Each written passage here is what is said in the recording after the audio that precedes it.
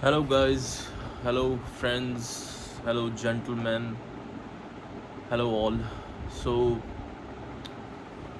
today in this video, I'll be talking about the famous name in astrology, that is Rahu. आज मैं राहु देव की बात करूँगा. Like in which houses Rahu give good results, in which rashis it give good results, और दशा में अगर वो किसी प्लैनेट के साथ आते हैं दशा अंतरदशा में तो कैसा रिज़ल्ट देंगे, और कुछ ट्रांजिट्स को भी मैं कवर करूँगा. So this video is all about Rahu and I am here to share my experiences after reading many charts. So I don't want to give that traditional explanation in the beginning कि राहु क्या है, ऐसे है वैसे है. सो वो सब आपको पता ही है. Rahu is your digital world, online world. Rahu is electricity. Rahu is suddenness. Rahu है अचानक कोई चीज़ होना.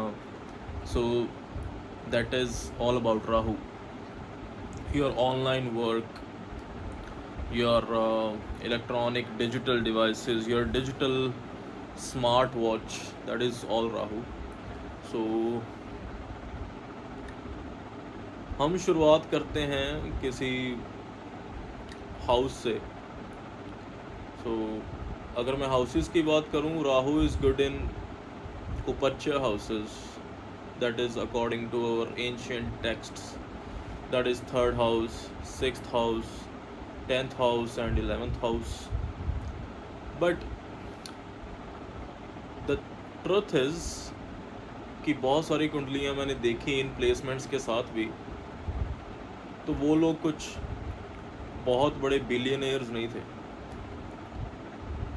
11वें राहु की मैंने 3-4 जातकों की कुंडलियाँ देखी, तो ऐसा कुछ नहीं था कि वो बहुत बड़ा कुछ कर रहे थे. तो ये मिथ आप अपने दिमाग से निकाल दीजिए कि राहु इन घरों में ही होंगे तो बहुत अच्छा रिज़ल्ट देंगे. हाँ, कि ये कुछ हद तक आपको बचा सकते हैं, कुछ हद तक आपको एक अच्छा पाथ दे सकते हैं. बट ये भी सच है कि मैंने उन लोगों को बहुत लो लेवल पे नहीं देखा. Some of them are settled in foreign lands. Some got a spouse who had a Canadian PR. और third house Rahu में I saw some early age adults around 20 to 25 years age. They went to US for higher studies, or some got a chance from their relative side to go to a foreign land. So these are some of the examples. And with Rahu in 6th house and 3rd house, so these two placements of Rahu are warriors, especially. So there is a difference. सो अगर third house Rahu की बात करें, तीसरे घर के राहु की, तो वो आपको गुस्सा, करेज, साहस बहुत देगा कुछ करने का. आप में वो कम्युनिकेशन स्किल्स होंगी. मीडिया लाइन में भी आप अच्छा कर सकते हैं. बट एक प्लेसमेंट में कम से कम 50-100 प्रोफेशंस आ जाते हैं. सो कभी भी एक प्लेसमेंट से हम प्रोफेशन नहीं बता सकते. But yes, Rahu in 3rd house give you courage to go ahead in spite of difficulties. बंदा आगे बढ़ता है, मेहनत करता है, गिर के भी फिर उठता है. And same with 6th house Rahu. But the difference here is 6th house Rahu also has the capability to bounce back. वो भी गिर के खड़ा हो जाता है बार बार, एक सोल्जर की तरह. रुकता नहीं है, बार बार उसको, बट उसके दिमाग में ये घूमता रहता है बार बार कि like I want to do something in my life, I want to do something in my life, why it is not happening, why it is not happening. और 6th हाउस हमारी जॉब का भी है, तो हो सकता है राहु किसी एमएनसी में जॉब कराए और कलीग्स आपके ही एनिमीज़ बन जाएं।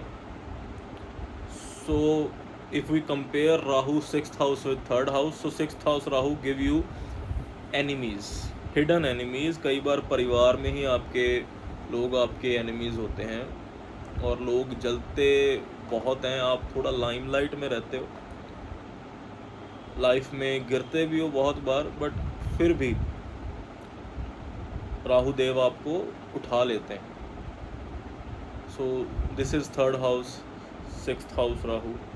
11th हाउस राहु ऑल्सो आए, एक मैं बहुत बार सुनता था जब पढ़ता था कि 11th हाउस राहु बहुत सारे गेन्स देता है, 11th house is wish fulfilment, but ऐसा मैंने कुछ देखा नहीं। कुछ लोगों की मैंने कुंडलियाँ देखी, 11th हाउस की राहु की दशा चल रही है, बट कुछ बहुत बड़ा नहीं कर रहे थे। एक बंदा कुछ स्कूल में जॉब कर रहा था, बट राहु के एंड में वो कनाडा मूव हो गया। So it depends upon many factors, not even a single placement. कुछ राजयोगस भी होने चाहिए कुंडली में, but these houses of Rahu can be a hidden power with in you, और बार बार गिर के उठना ये हो सकता है इसमें। 11th house Rahu is, we can't compare 11th house Rahu with 3rd and 6th house, right? And 10th house is good, 10th house is good कि राहु का आप प्रोफेशन कर सकते हो, बट स्टिल मैनी पोजीशंस देखनी पड़ती हैं। मैंने एक बंदे की 10वें राहु की कुंडली देखी, उसका उस पर काफ़ी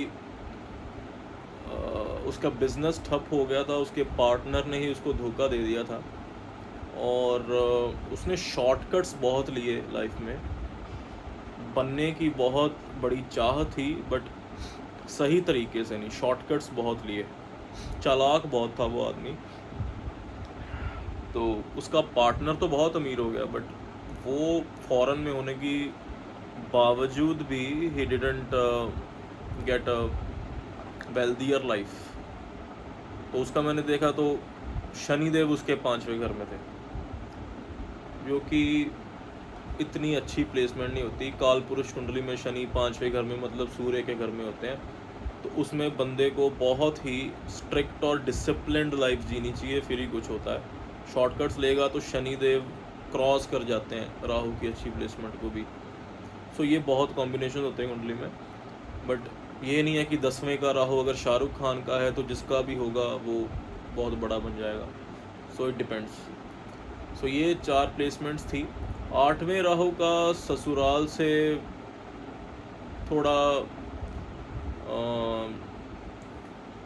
थोड़े मिसअंडरस्टैंडिंग्स देता है। सपोर्ट बाहर का हो सकता है, बट अंदर से कोई ससुराल से इतना सपोर्ट नहीं करता। बंदा खुद पे ही निर्भर रहे तो ज़्यादा अच्छा रहता है। 8वें के राहु में आपको कार्मिक दान पुण्य जरूर करने चाहिए, बिकॉज 8वें का राहु कुछ डिजीज़ भी दे सकता है, बट अगर आप अपने कार्मिक रिलीज़ करते रहते हैं, कुछ ना कुछ दान पुण्य करते रहते हैं, मंत्र जाप करते हैं, तो उसमें हेल्प मिल सकती है। एंड 5th हाउस राहु आपको तेज़ दिमाग देता है, और क्योंकि ये आपकी पढ़ाई का भी घर है, आप टेक्निकल फील्ड में हो सकते हैं। 7th हाउस राहु आपको एक टेक्निकल माइंड वाला कोई वाइफ या हस्बैंड दे सकते हैं।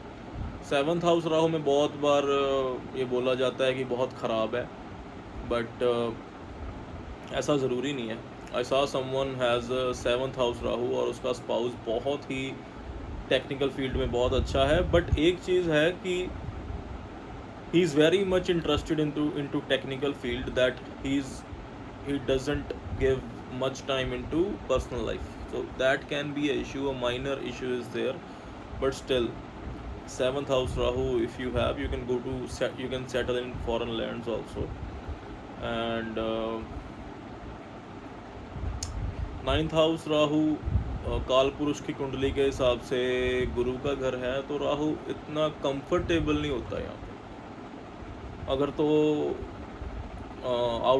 आउटसाइड ऑफ कास्ट मैरिज कर ले, किसी अलग देश में सेटल हो जाए, तो थोड़ा काम हो जाता है, क्योंकि धर्म को मानता नहीं है यहाँ इतना, कुछ अलग ही विचार होते हैं बंदे के।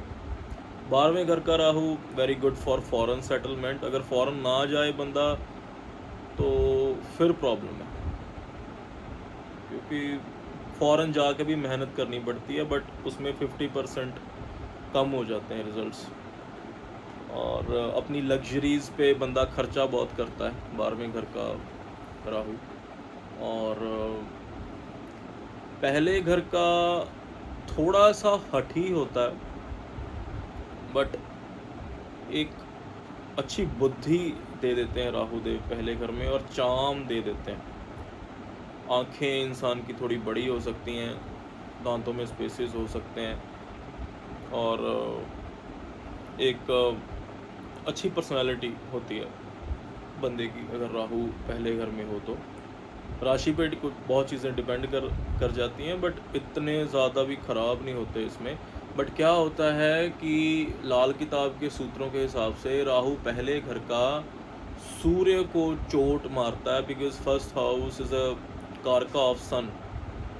तो थोड़ा कॉन्फिडेंस की कमी रहती है बंदे में, और फादर को थोड़ी बहुत कुछ प्रॉब्लम हो सकती है हेल्थ की, अगर फर्स्ट हाउस में राहु है।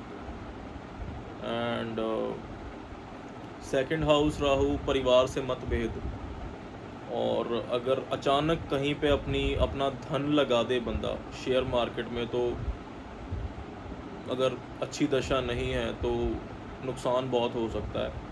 और परिवार से मतभेद होते हैं, परिवार से दूर जाने का योग बनता है, जन्म स्थान से परिवार से थोड़ा दूर जाने का योग बनता है, और परिवार से इतना सपोर्ट नहीं मिलता बंदे को, सेविंग्स नहीं हो पाती, सेकंड हाउस ऑफ सेविंग्स। तो and 4th house also not a good placement. माँ की तरफ से माँ को कष्ट होता है, माँ की तरफ से नहीं, और कष्ट होता है मतलब माँ दुखी रहती है बच्चे के करियर को लेके।